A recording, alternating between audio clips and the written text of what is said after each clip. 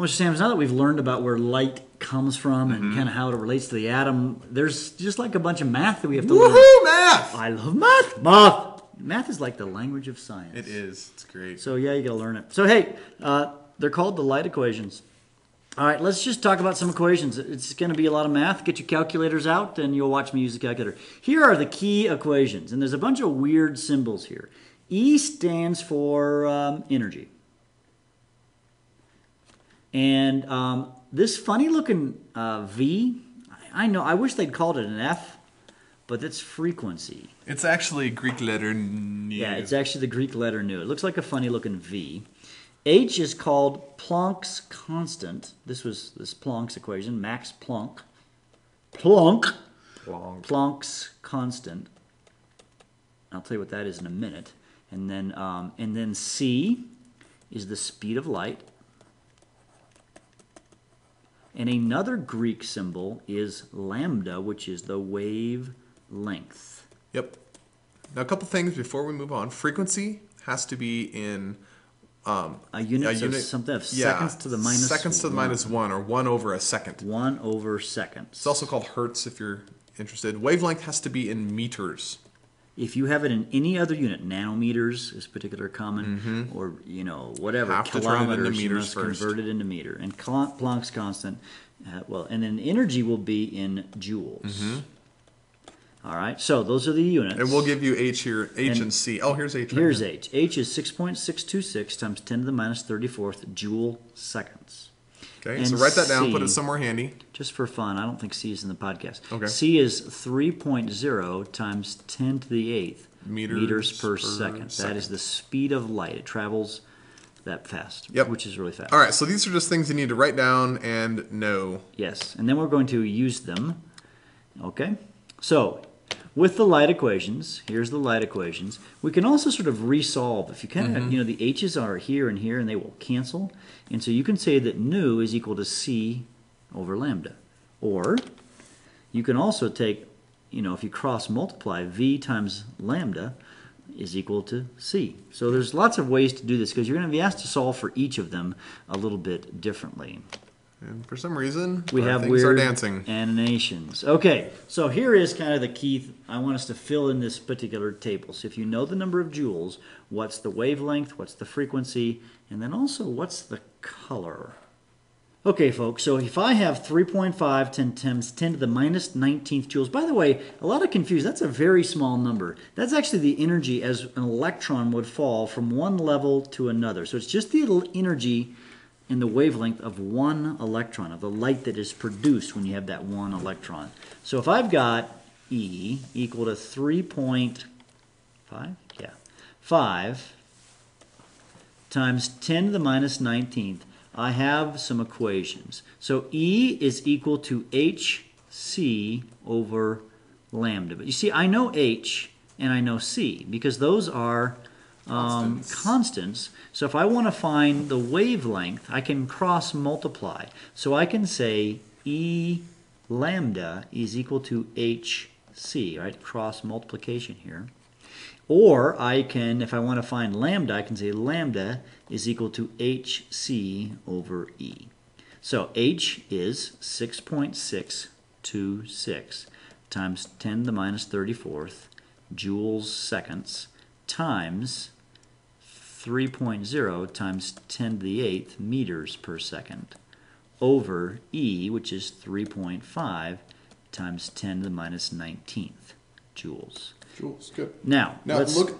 Go ahead. Can we cancel the units real quick and see what units are going to be left the with? joules will cancel, looks to me like, and you see the seconds, one's on top and one bottom, we're going to end up with meters. Meters, and that's what your wavelength, you need to have them in. All right, let's pull up our calculator.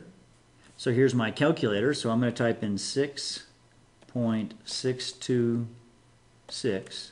Remember, I have to do second function E when we're dealing with this, right? That means times 10 times to the... 10 to the power, and I'm going to say to the power of negative 34. So I've just done this number here, and I'm going to times it by the speed of light, which is 3.0 times 10 to the 8th. So 3, I don't have to say the 0, second E8, divided by this number here, the joule number, which is 3.5 E negative 19. 14.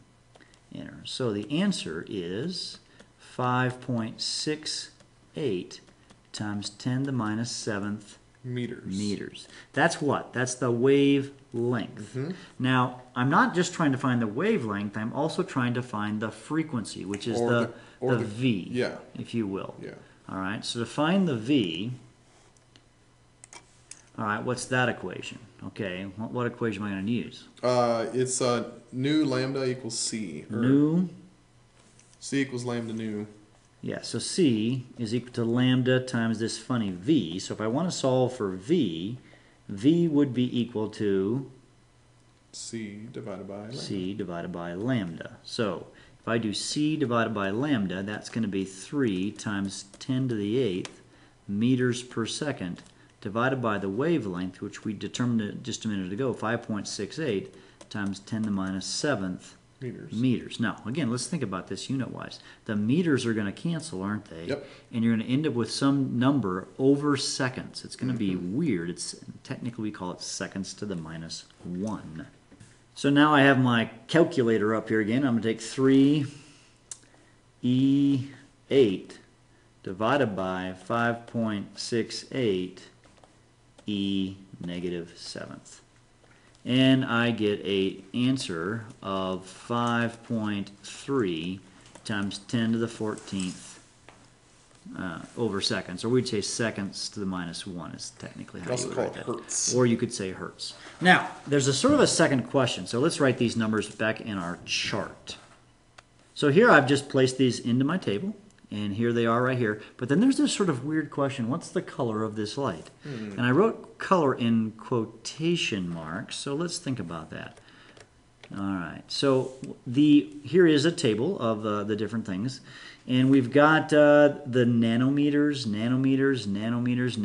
centimeters. Well, we had it in meters. Yeah. And it was 5.68. It's a really tiny meter. It was 5.68 times 10 to the minus 7th meters. Now we've got it looks like we need, what are we going to do, Mr. Let's Sams? make it into nanometers, because if we're talking actual color, it's always going to be in nanometers. So if it's color, 5.68 times 10 to the minus 7th meters, we want to convert that to nanometers. Now using a conversion table, you can grab one somewhere. You can say that 1 meter is equal to 1 times 10 to the 9th, or 1 billion nanometers. The meters cancel, and you just move the place over 9 places, and you get 568 nanometers. All right. Now, let's go back to that let's chart. go back to this chart. Now, if we go back to the chart, 500 nanometers to 600, so it was 568. So here's about 550, 560. It's right in here. Greenish, I'm going yellowish. to call it green-yellow. So the color here is green/yellow. Now, if we were to get a number that was, let's say instead of like so many nanometers, we got 1 meter, well, then you would just quickly say, well, it's an FM radio wave. Or if you got, so you may need to convert to nanometers, but this is in centimeters. You're going to have to sort of figure that out, what color it is. Now, the reason I put the quotations around color is because the color varies based on, if it's like infrared, it's not really a color, it's just infrared. Well, let's do one more example, Mr. Sams. Right. Let's just do this last one. I think they got to get that. You've got to rearrange these equations, folks. Just plug and chug. Plug and chug. So that's what we're going to do. So we've got a frequency of 1.5 times 10 to the minus 13th. So we have a frequency of 1.5 times 10 to the 13th, positive 13th. So we also need to find energy and wavelength. So E is equal to H nu. Oh, well, this is going to be the easy one, Mr. Sams. So we get this is 6.626. times 10 to the minus 34th joules seconds times 1.5 times 10 to the 13th seconds to the minus 1. Because hertz and seconds to the minus 1, same thing. Yeah. So let's get the calculator out. So we'll take 6.626. Let me show you something, guys. It's E negative 34. Watch what I do.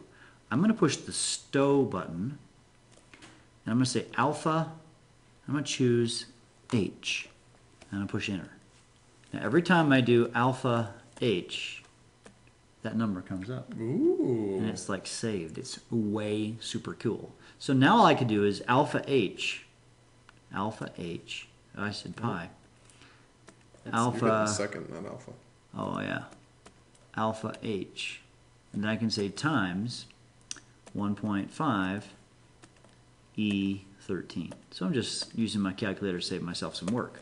And so that equals, what is it, 9.9 times 10 to the minus 21st. And now notice the units, the seconds going to cancel, and that's joules. That's a 21, not a 4. Okay, now we got to find one more thing. We got to Sims. find frequency, or wavelength, sorry. So let's do C equals lambda nu. C equals lambda nu. So what do I do here? I want to find lambda. So lambda is C over nu. Yep. So C divided by nu would be 3.0 times 10 to the 8th. That's what C is all the time. Meters per second. It's always that number divided by our frequency, which we had up here, 1.5 times 10 to the 13th seconds to the minus 1. The seconds are going to cancel, and you're going to end up with meters. So I'm going to do the calculator again. 3.0 E8 divided by 1.5 E13. Bingo, bingo, I get this to be 2.5, or 2, not 2.5, 2 times 10 to the negative 5th meters. Okay. That's not too bad, is it? No. Now, let's go ahead and fill in our chart.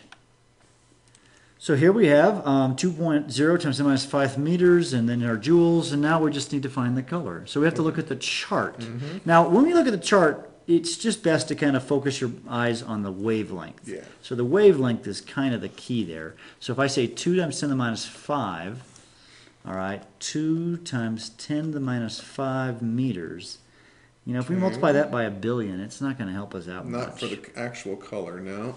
Yeah, but it kind of will, because it's going to give us something else. So let's go ahead and convert it to a... Okay, to nanometers. Yeah, to nanometers. So if I take, I need a blank screen, 2.0 times 10 to the minus 5 meters, I apply this same thing, 1 times 10 to the 9th nanometers in 1 meter.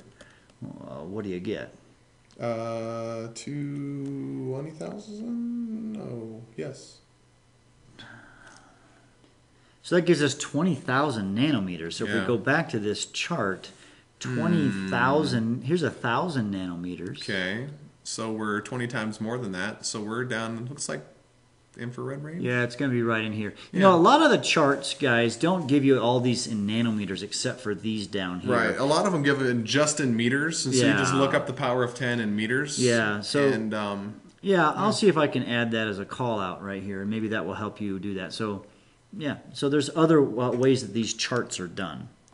So in fact, here's that chart we were just talking about, folks. Here down the bottom here is with the wavelength. So if you find 2 times 10 to the minus 5, here's the minus 6, here's the minus 4th, and so right here we would be in the infrared. So in that box, you'll say that this is an IR light. So if you get to 10 to the second, you'd call it a long radio wave. If it's 10 to the minus 16th, actually these are the wavelengths down here, you'd get gamma rays. This is the frequency. You could look at the frequency too. These charts, it doesn't really matter.